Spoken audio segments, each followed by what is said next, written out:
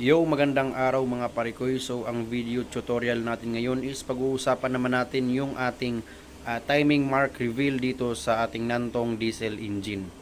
So, same pa rin parikoy, isa sang auxiliary dito sa ating barko, generator yan, na nagbibigay ng supply ng kuryente dito sa ating buong barko. So, yung gagawin natin ngayon mga parikoy, itong ating Nantong diesel engine is ituturo ko sa inyo kung ano ang kanyang mga timing mark sa kanyang timing gear, para mapaandar natin yung ating makina, lalong-lalo na kapag nag engine overhaul tayo at binaklas natin lahat ng bahagi ng ating mga timing gear at ibabalik na natin upang ito ay ating mabuo. So marami tayong pwedeng pag-usapan mga parikoy, lalong-lalo na dito sa ating mga rocker arm, para malaman natin kung tama ba yung pagkakatiming natin sa ating gear, at doon na rin mismo mga parikoy sa ating injection pump, dahil isa yan sa nagbibigay ng timing para sa tamang pagbuga nito sa ating combustion chamber. So dito naman mga parikoy, isang makina nating Wheatside Jutes, isa rin siyang auxiliary sa pagbibigay ng kuryente sa ating barko. So dito sa ating barko mga parikoy, meron lamang tayong apat na main auxiliary dito, isang emergency generator. So yung apat na yan mga parikoy, hindi siya gaanong kalakihan dahil meron lamang siyang load capacity na 90 kilowatt. So, eto naman mga parikoy, yung ating main engine sa estribor, isang Zebu engine yan. So, same pa rin mga parikoy, naka-under rin ngayon, meron pa rin yung mga timing gear na nagpapatakbo nito sa lahat ng timing sa loob ng moving parts ng ating makina. So, kapag ka makina yung pinag-uusapan mga parikoy, laging nandyan yung ating mga timing mark, o hindi kaya yung maliliit na makina yung ating tinatawag na mga timing chain.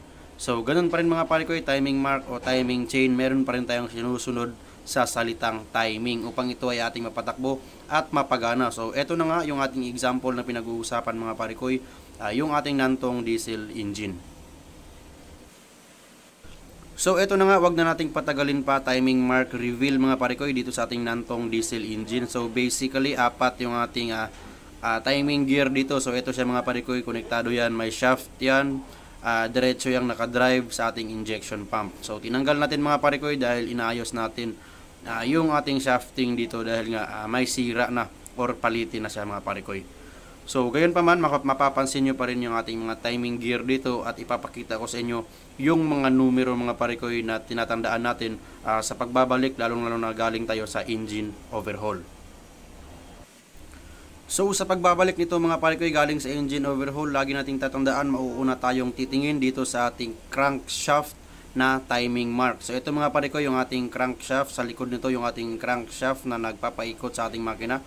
So, mapapansin nyo mga parikoy, may numero yan, number 0. So, siya yung starting mga parikoy. So, siya yung pinakaunang bibigyan natin ng timing sa pagbabalik galing sa baklas na makina. So, mag-uuna yan sa ating crankshaft.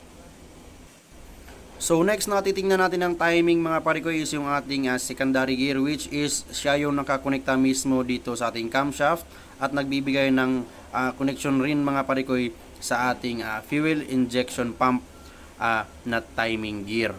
So dahil siya yung nakakonect mga parikoy yung ating secondary gear sa ating crankshaft, is siya na mismo ang steady na mga parikoy na nagbibigay ng timing dito sa ating dalawang upper gear, which is yung ating sa camshaft at saka sa ating fuel injection pump. So dito sa baba mga parikoy, walang timing mark na sinusunod dito dahil ito lamang ay gear kung saan nagpapaikot siya sa oil pump ng ating makina para magbigay ng lubrication sa lahat ng moving parts ng ating Nantong diesel engine. So higit sa lahat mga parikoy, dito sa ating crankshaft is connected siya dito sa ating secondary gear, yung sinasabi natin kanina.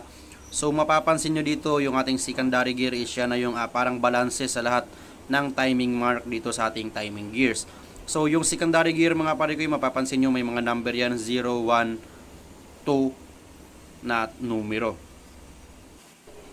So ganun lang mga parikoy, gaya ng sinasabi ko kanina na yung ating timing mark na 0 sa ating crankshaft is tatama yan mga parikoy sa dalawang 0 din sa ating secondary gear. So dapat mga parikoy yung dalawang 0 sa ating gear is papasok sa gitna yung isang 0 natin sa ating crankshaft na timing mark. So once na tumama yan mga parikoy, automatic mag-a-align sa kabilaan yung number 1 na dalawang 1 at sa kanan naman yung dalawang number 2, which is magbibigay na rin ng sinyalis mga parikoy na dyan mo ilalagay yung timing mark na 1 sa ating camshaft at yung ating timing mark na 2 naman sa ating injection pump. So once na naitama mo lahat yan mga pare ko, iikutin mo to lalong lalo na dahil dito hindi natin ito binaklas. So iikutin mo lang ito mga pare ko, gagawin mo dito, itatama mo siya sa lahat ng timing mark. So once tumama yan mga pare ko, ibig sabihin na sa tamang timing mark na, timing gear yung ating makina, at pwede na nating i-testing mga pare ko yung pagkakagalaw nito kung tumama ba lahat ng timing sa ating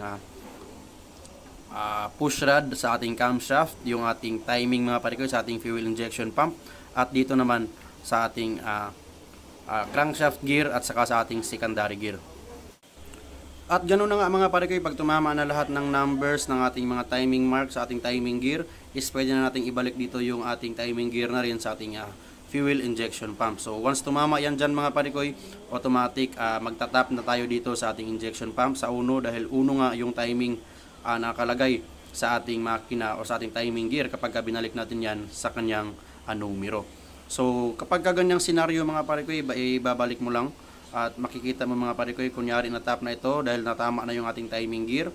So yung ating injection pump naman dapat nakatap rin sa 1 mga pare ko para tumama ang lahat ng timing. Nakatap yung ating fuel injection pump sa 1, ibig sabihin magbibigay siya ng bomba ng crudo sa ating combustion chamber, which is nakatap dead center yung piston dyan, at saka naka-close lahat ng valve mga pare ko for maximum compression and maximum power. So ayan mga pare ko, indication na nakatap yung ating fuel injection pump, dahil yung pressure spring dito mga pare ko sa ating 1 is bahagyang nakataas. So ibig sabihin nagbibigay yan or nagtutulak yan ng diesel mga pare ko papasok sa ating mga fuel injector.